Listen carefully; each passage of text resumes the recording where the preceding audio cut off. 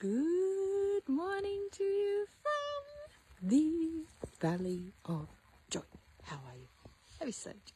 Have you eaten? Are you well? It's dawn of another crystal clear morning. What amazing weather we've been blessed with this Easter. Look at that blue sky. The mist is beginning to get burnt off by the sun. Morning, Sasha. And Papas and I are out for a walkie, enjoying this amazing, beautiful, misty morning. And I've been spending a lot of time with someone who's a really strong empath. And it's something that's talked about a lot, isn't it? People talk about empaths, narcissists. Here's the latest plantings. But what exactly is empathy? And how do we really know if we've got empathy? I remember once upon a time running a workshop for a large organisation, about 3,000 staff, so fair size. And the leader, actually, we were working on emotional intelligence, and the leader said to me, that EQ stuff, that empathy stuff, I've got that, haven't I? And I kind of thought, if you've got to ask, then therein lies where you're at. But when you think about it, in society, often we mistake sympathy for empathy. And the two are actually quite different. So, SIM, the shortness, what SYM in sympathy stands for, is to be with. And so when we're in sympathy with someone, we're being with them. We're standing next to them, and we're still feeling and having sympathy for them, but we're standing beside them. Whereas empathy, M, the EM in empathy, means inside, within. And so when we're showing empathy, we're actually feeling what's happening inside that person. So it's within as opposed to standing with. So the two are actually quite different.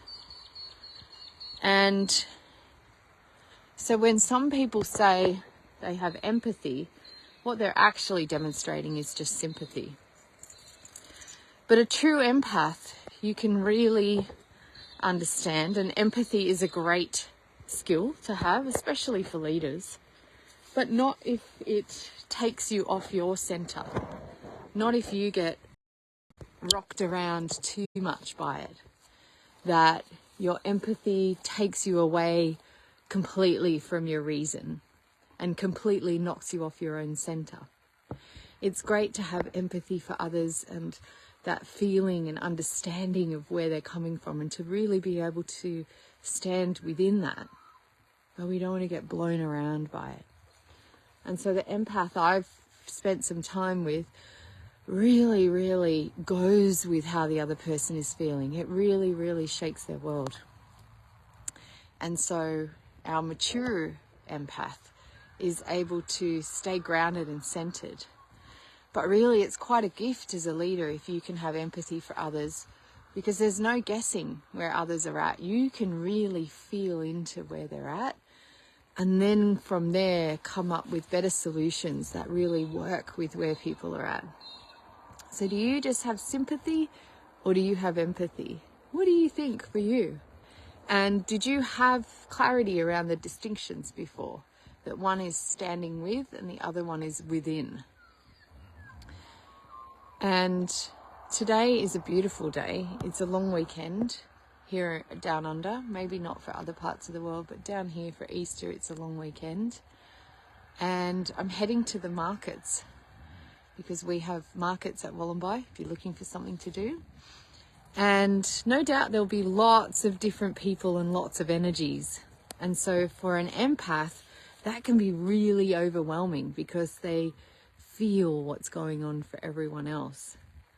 And so learning to keep your little buffers and boundaries up learning to have almost like a fly screen around you that allows the air to come in and out, to smile and be with people, but not go within everyone, so that you really don't get carried away by the craziness of everyone else's thoughts and feelings. Because sometimes when we're really strong in empathy, we start to own shit that's not ours.